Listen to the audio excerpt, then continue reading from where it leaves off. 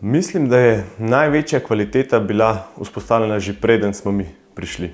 Torej, hiša je atrijska in ima nek zelo lep, intimen, mali vrt. S predelavami se je to zelo izgubilo.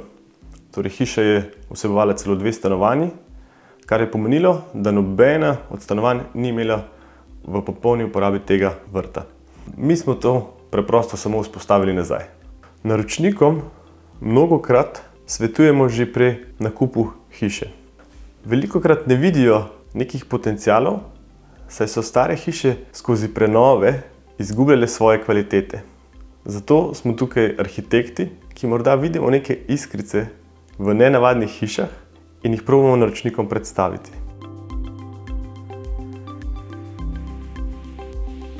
Živjo, jaz sem Matej Peneš, del ekipe BAM arhitektov.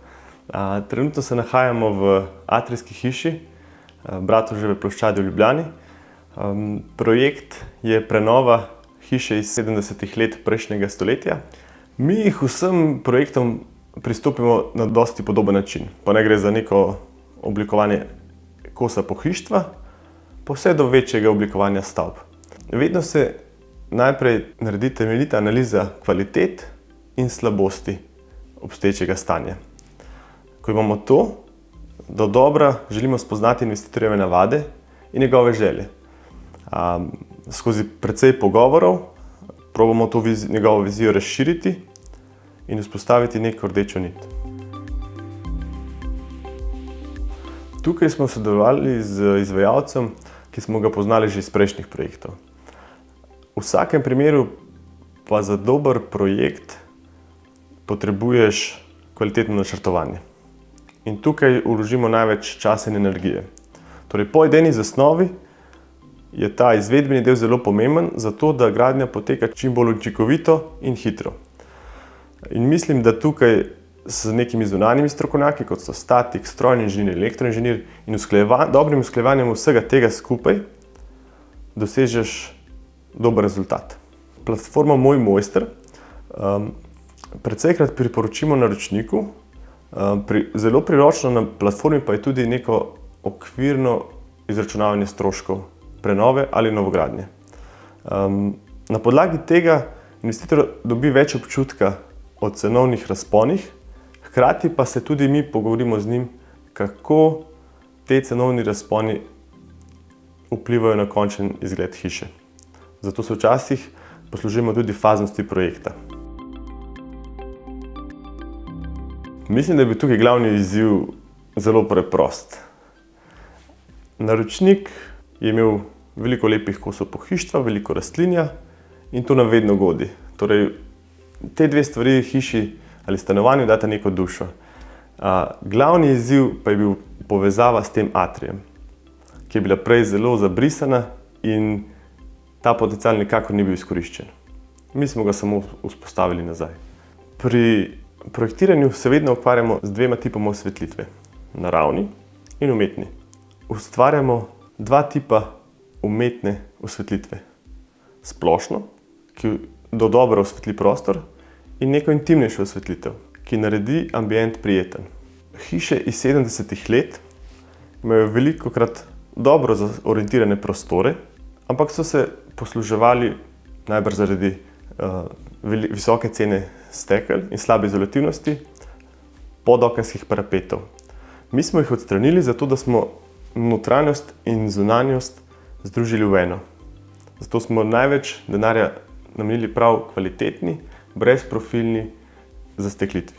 Druga stvar je seveda pohištvo po meri, ki pri tako majhnih kvadraturah lahko pomeni precej pridobljenih kvadratov. Ker so bili prostori relativno dolgi in ozki, smo v njih umestili niše z ogledali. Ta ogledala na eni strani prostora odsevajo svetlobo zunanjosti in tudi zelenje le-tega. Hkrati smo v niše umestili svoje zelenje in stare kose pohištva, zato precejkrat zaznamo prostor kot bolj širok napram prvotnemu stanju. Naročniki imajo precej veliko zbirko knjig, ki smo jih želeli narediti vedno dostopne in urejene. Zato smo se precejkrat poslužili tega, da so knjige umeščene na izvlečne predale, s čimer na obe strani predala vidiš in dostopaš do knjige. Želeli smo, da je hiša dobro povezana in da diha. Ko pa nastopi potreba po neki intimi, po delu od doma, imamo par drsnih vrat, ki se izvlečejo in prostore lepo pregradijo med seboj. Prezračevanje smo tukaj rešili z lokalnimi rekuperatorji, ker žal ni bilo višin, kamor bi lahko skrili centralno rekuperacijo. Trenutno je naročnik s tem prezračevanjem zelo zadovoljen, saj je zrak v prostoru vedno svež. Ogrevanje v celotni hiši je talno in skupaj z lesom ustvarja zelo prijeten občutek tudi na dotik, kar še posebej ustreza otrokom. Hiša je priklopljena na daljinsko ogrevanje, kar je za stanovanjske hiše precej unikatno. S stalnim gretjem in izolacijo je strošek tega zelo majhen. Vsak bivalni prostor bi mogel imeti nekje 3 glavne odlike. Prva je taka osnovna, torej da si zagotovimo nek prazen prostor, ki ga skozi življenje in bivanje v hiši lahko prilagajamo. Druga glavna odlika mislim, da je svetloba. Pa ne toliko samo količina, o kateri se danes toliko govori, ampak tudi kako jo spustimo v hišo. Torej, svetloba lahko prihaja direktno, indirektno, iz stropa, iz strani in tako naprej. Tretja glavna stvar pa je seveda neka rdeča nit v oblikovanju. Tukaj smo šli bolj v neko izčiščeno verzijo, hkrati pa smo umestili veliko starega pohištva, ki so ga investitorji imeli že iz generacij poprej.